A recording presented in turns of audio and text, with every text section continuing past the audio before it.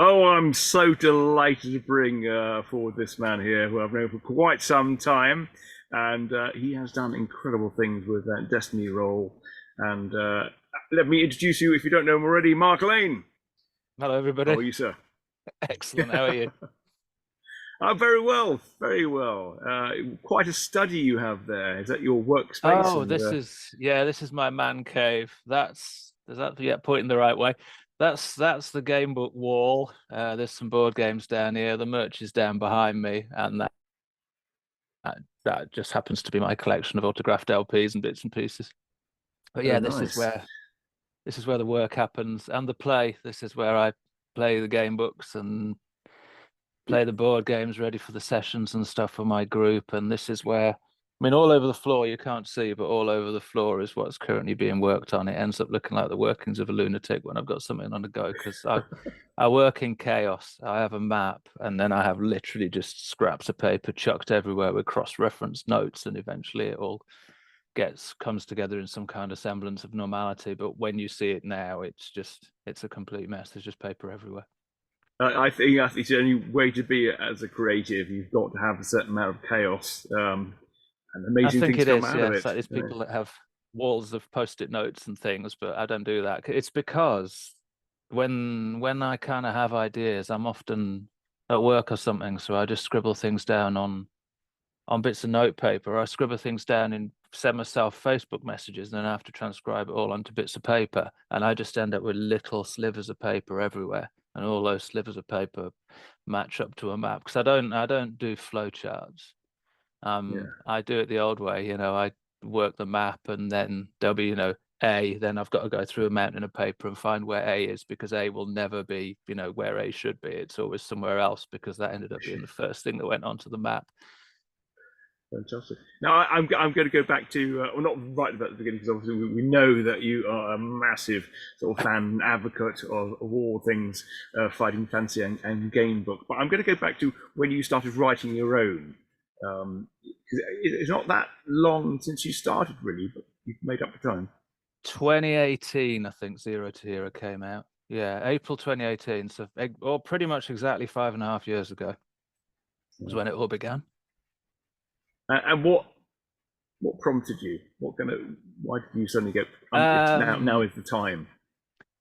Well, I was doing the Malthus Dyer blog. I've been doing that for a good few years, 5 or 6 years maybe. That's what kind of got me into the Facebook communities and everything. And Hmm.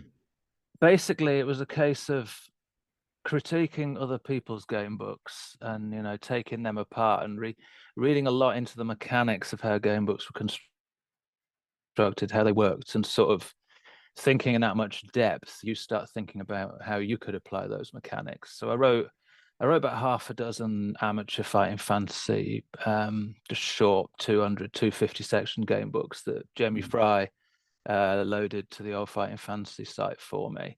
And then it just kind of, I got some decent feedback for some of those from various different people in the game book community. So it occurred to me that rather than spending my kind of involvement, if you like, public involvement, if you like, in the game book community, being criticizing what everybody else did, I decided I would put my money where my mouth was and write something myself. So I did with Zero to Hero, and then Mistress of Sorrows came about because it was gonna be a fifth section to Zero to Hero, but it just got bigger and bigger and bigger and bigger. So I decided to turn that into a book, and then one idea begats another idea, and you just have to. It becomes a compulsion. You just have to keep going. And are those set in the same world? So Yes, on what yeah. kind of time period are they related to? Everything in Destiny's role is set in the world of Sylvastria, which is an ever-growing continent with various different places. It's COD medieval, but it because I designed it, it plays up to what I want it to be. Hmm. So certain elements of it are more medieval than other elements of it. There's one particular town, Knotspawn, where book three, Red Monsoon, is set, which is much more of a Victorian thing. It's the concept there is that the city of Knotspawn, it's an independent city state, so it's evolved in its own right. So it kind of justifies allowing it to be Victorian when the rest of the continent is sort of indeterminate medieval from, probably anything from Saxon right up to the Enlightenment is probably the scale of it, because it takes the usual kind of fancy thing of just mashing every aspect of the medieval world together into one thing and justifying anything that doesn't make sense just by calling it magic. Um, but And is your fancy high or low or something in between? it's in between. It's not yet Tolkien high fantasy. No, we're not. Mm. We're not talking orcs and elves and dwarves. There's a couple of elves and dwarves turn up in a couple of. I do have plans further down the line. I've started thinking about a book called Frost and Flame, which is going to be this big kind of dragon enclave battle, and that is going to be high fantasy. There's going to be a rivalry between the elves and the dwarfs. So I am working on something high fantasy, but it's not really Tolkien-esque. It's more grounded in true history and mixed with true folklore. So Mistress of Sorrows takes. I read when I was designing and writing that, I was watching stuff like, Witchfinder General and those kind of things. There's a lot of elements of that in it. Certainly, the cover is very Witch It Finder is General. extremely Witchfinder Yeah. General, yeah. So's the Witchfinder when you meet him. He's even called Matthias Shipknock, and Shipknock is an anagram of Hopkins from Matthew Hopkins. But I read transcripts of the Salem witch trials, and I read bits of the Maleficarum. I read bits of James VI's treatises on witch hunting. So I try and draw in true history. Like Red Monsoon draws in a lot of true Victoriana and a lot of the kind of fixations of the time. So Spring Heel Jack turns up, the Picarist turns up. There's an area that's got a typhoid outbreak.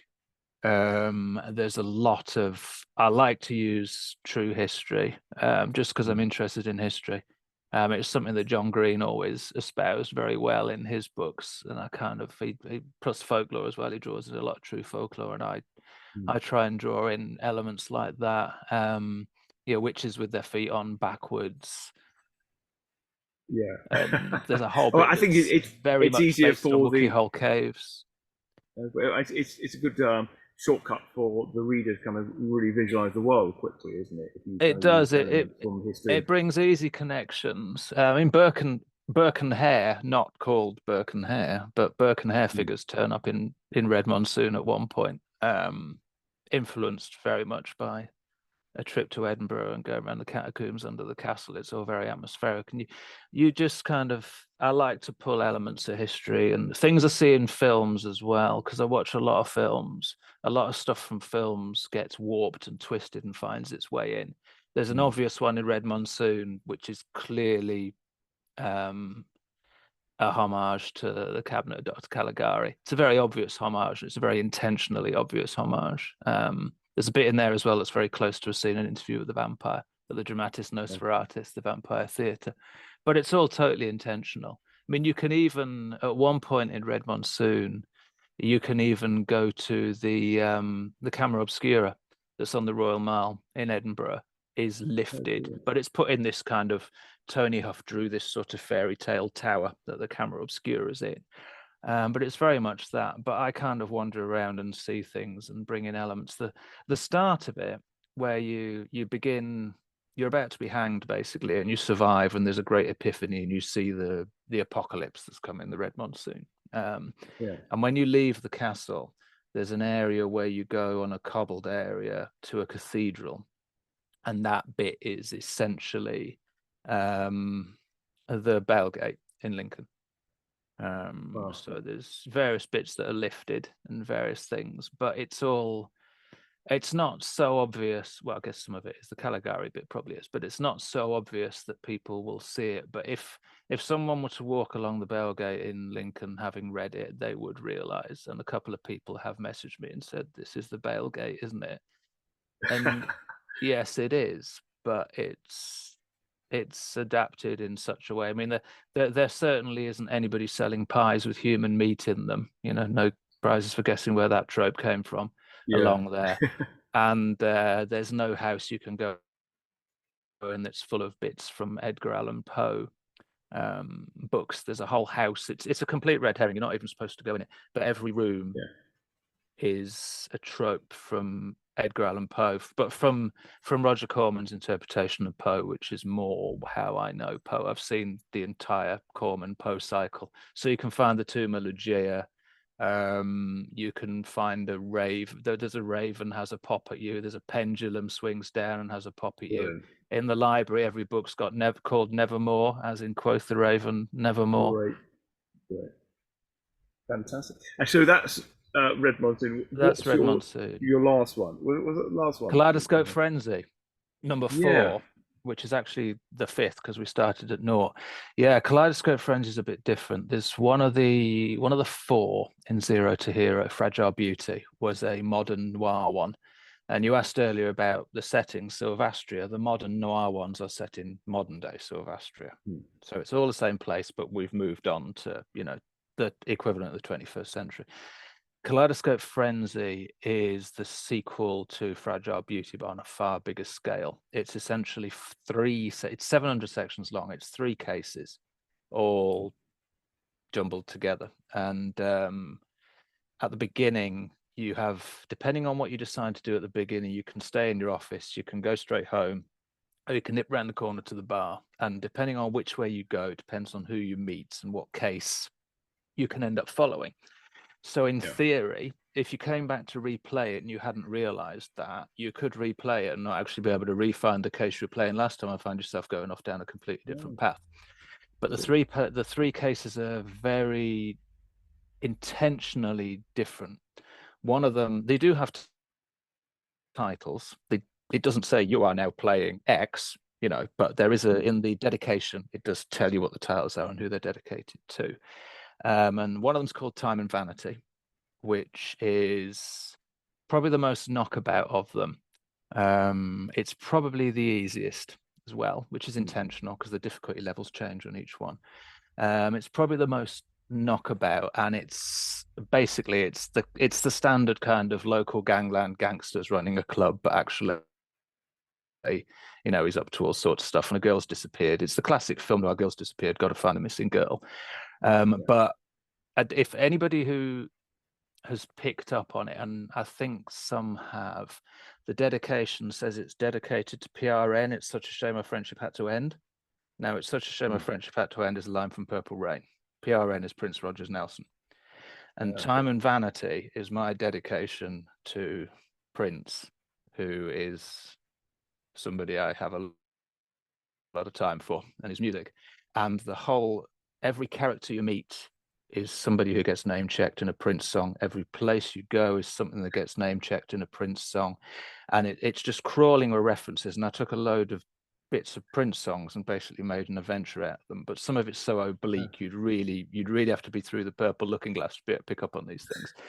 But that's one of them. Declan Considine did the art for that. Declan Considine, who drew Appointment with Fear. Because I wanted he does urban very well. And that one is the really urban one. There's nightclubs, there's harsh lighting, there's cars, there's yachts and all sorts of stuff. So that's Time and Vanity. So that's one of the ones you can end up on. Basically, you meet a girl, her mate's disappeared, she wants to help her find her mate, and the whole thing kind of plays out. There's elements of Chinatown in it. There's a few bits that are influenced by Chinatown and various other things, other sort of big sleep elements and a lot of classic noir. The second one in there is called The Sting in the Tail. And because, as you know, with Destiny's Role being a play on words, tail is Tail. And that one is very 1920s Fu Manchu type stuff.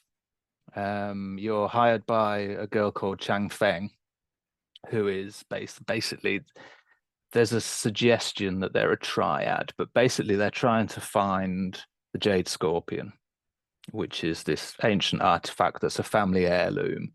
But it all turns out to be something very different, and she's involved in trying to bring somebody back who happens to be a character that, if you go the wrong way in Red Monsoon, you met in many, many decades, hundreds and hundreds of years ago. You could meet her great grandfather, however many greats, in Red Monsoon. So that one connects directly to Red Monsoon. And there's a lot of red herrings in that one. You can find a fake version of the Hornet, but she knows it's fake. You can end up getting gunned down by the Triad if you at one point you can go and you can try and blow the whistle on them and go on this TV show, and then they find you and Yeah. blast you. That one was drawn by Nick Spender, who well, I'm working with him on a couple of sci-fi books at the moment, Dimensions 1 and 2, but I've worked with him a fair bit. He did part of Red Monsoon as well. Yeah. And then the third one in there is probably I think Sting in the Tail's the hardest, because Sting in the Tail actually requires you to cut part. You have to cut a page out at one point and fold something. Oh, wow. You have to make a From, cube from the actual book. Wow. from the book. I mean, you could draw it out and not destroy the book, Mm. but you have to fold it and it makes a cube, and it is an it's an that cube is the box you're trying to open that the Hornet's in. So you got to unravel the puzzle on the actual puzzle box that you got physically in your hand, which Very gave Darren nice. Holmes a bit of a job drawing it, because obviously he had to map the whole thing out when he drew it, but he did a good job of it. And yeah, the third one is Wolf in Sheep's Clothing, which was drawn by Gary Ward, which is straight noir horror. Yeah. Which is it's influenced by Wolfen, which is quite an obscure 80s horror movie with Albert Finney in it, about this kind of Oh, modern urban werewolves. So I sort of took the idea from that, but turned it into a voodoo thing about the culture of the Lucarists, who want to bring the whole thing, bring these werewolves back and regene something called the Wolfenfold, and Wolfenfold mm. is going to be actually going to be book number 5, which will go back in time to the previous point where the actual Wolfenfold came about. So there's those three all jumbled together into one big book. Because I used the idea for the 3 different artists for the 3 different stories. I used that idea in Red Monsoon as well, but in a different way, because Red Monsoon is one story, Yeah.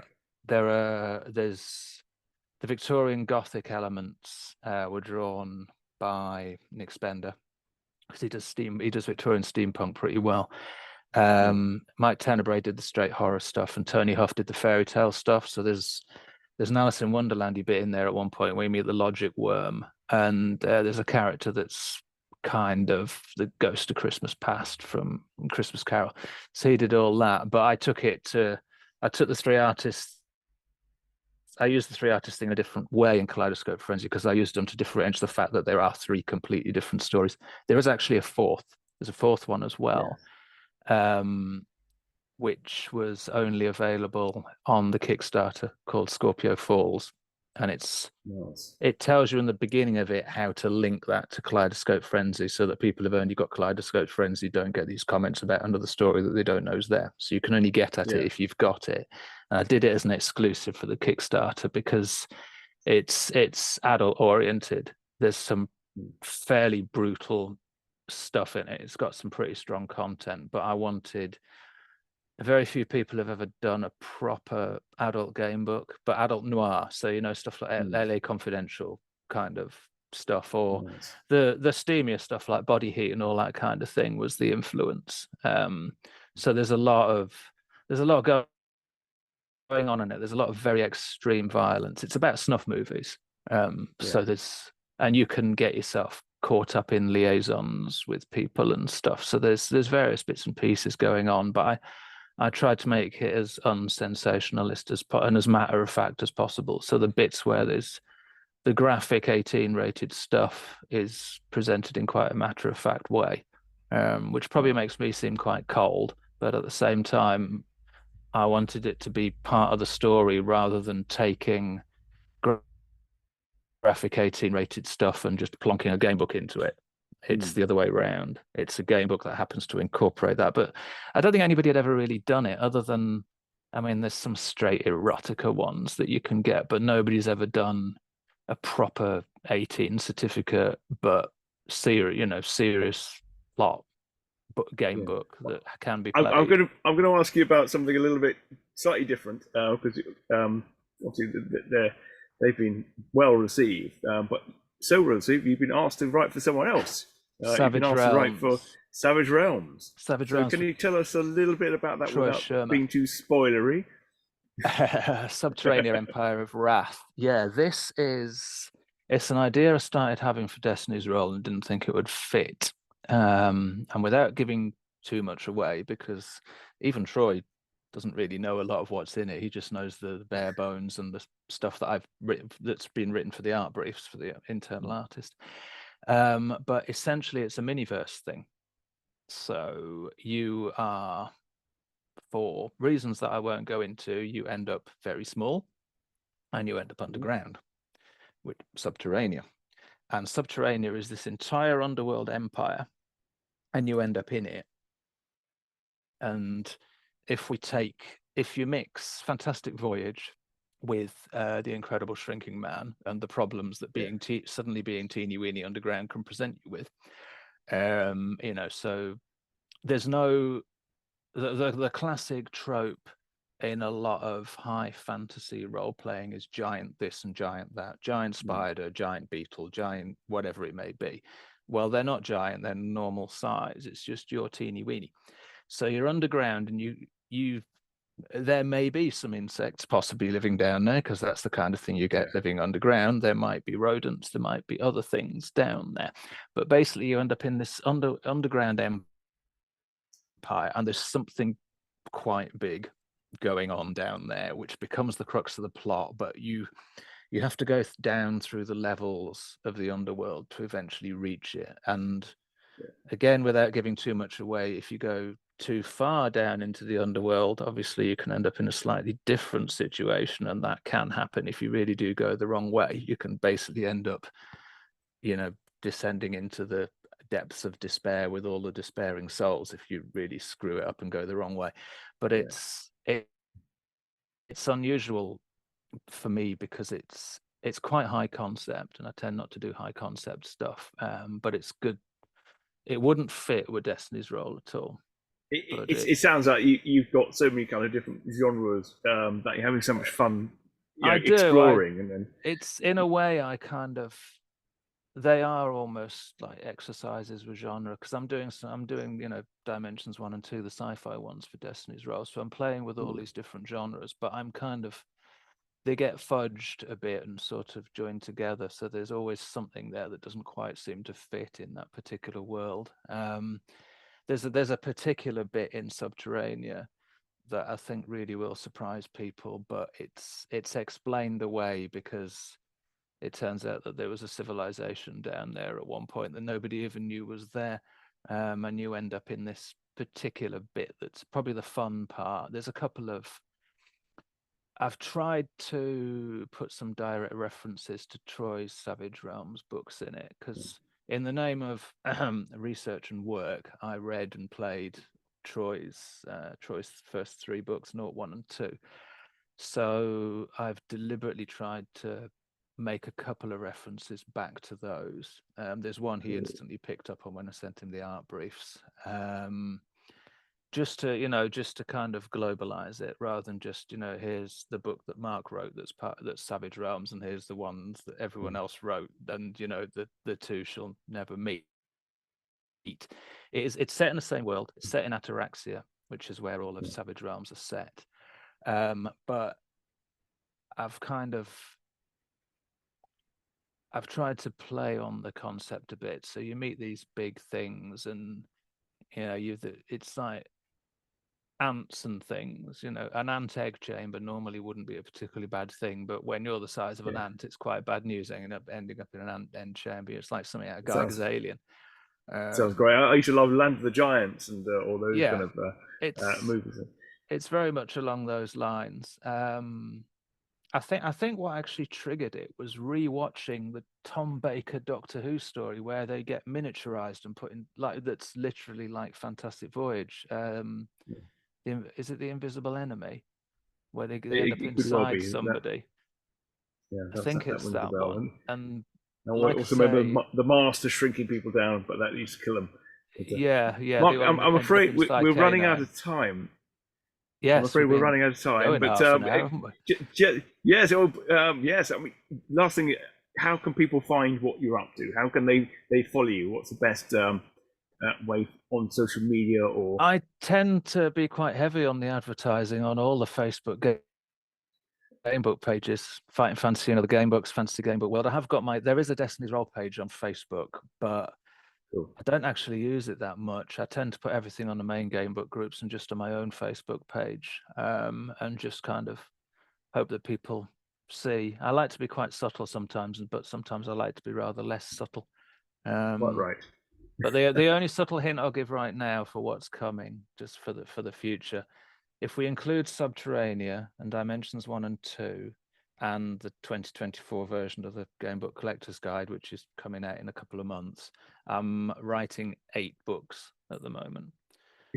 So there are 4 secret Destiny's Roll books that are being written in various ways at the moment. Wow. Which the only hint I'll give is anybody who's read Experiment 11, they're experimenting with things. One of them is going to be is particularly fun for me, which I think is probably going to be the first one. But there will be 4 coming out over the next 6 or so months, in between the big ones, which are Savage Realms Yeah. and Dimensions 1 and Dimensions 2. There are 4 others on the go. That's amazing. It sounds like Pandora box has been opened. You're not going to stop It writing has these. been It's opened. clear. I'm not going to stop So in a thank you hurry. again for joining us. No problem at Delightful all. to see you again, and can't wait to see the next ones. Thank you. The many more. Thank Excellent. you. It's been a pleasure. Cheers. See you Thank you. later. Ta-ra. Thank you. Bye bye.